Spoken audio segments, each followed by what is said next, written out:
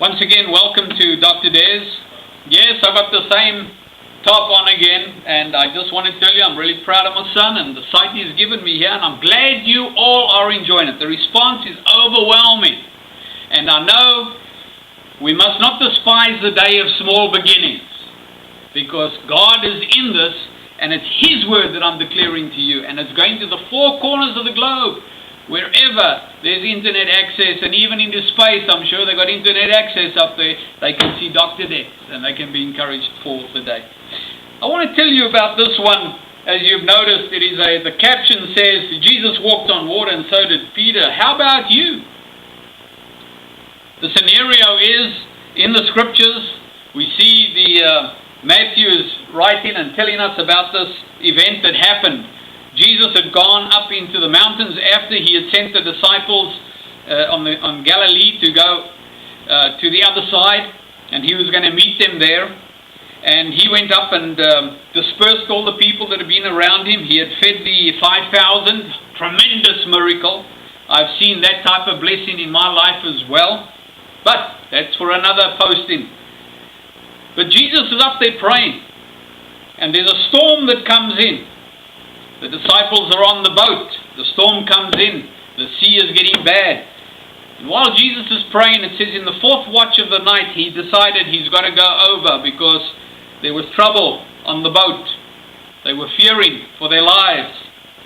And the thing that Paul says here, Matthew writes here, he says, when the disciples saw him walking on the lake, they were terrified. They were terrified. Yeah, they are. They have proclaimed Jesus the Messiah. They've recognized him as the one who has come to redeem mankind. And yet, here is these disciples in this little boat being bobbed up and down in the storm. And apparently the storms on Galilee can get horrendous. Okay?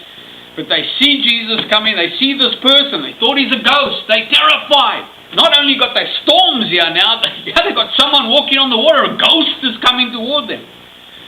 And they cried out in fear. But Jesus immediately said to them, "Take courage, it is I, do not be afraid." "Lord, is it you?" Peter pipes up. I suppose he squeaked up. "Jesus, is that you? Tell me to come to you, and I will." And Jesus says one word, "Come." Peter gets out the boat. His focus is on Christ. He's watching him. He's not seeing anything around him. He's walking not on the water. He's walking on the very word of God. God is the water is like rock. It is solid.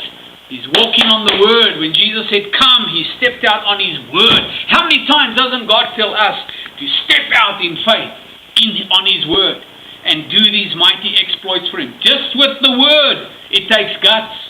Peter's out there. He's on the water. And he's just like the devil. The distractions come and he starts looking here and he starts looking there. I remember a lady in South Africa, a real estate agent, Lorna. She always said, "Keep your eye on the ball." Peter was to keep his eye focused on Jesus, but his eye got taken off somewhere else. And he was looking around. He started sinking, but he called out. He called out and Jesus took a hold of him and he was safe. The thing that Jesus rebuked the disciples mostly for, not the others, was their lack of faith. They would always doubt. And you most probably are the major doubter of all. Or like we say today, the mother of all doubters. I want you to hear his word, grasp it, believe it, focus today. Focus this week. I don't care what the storms are around about you in this little boat called life.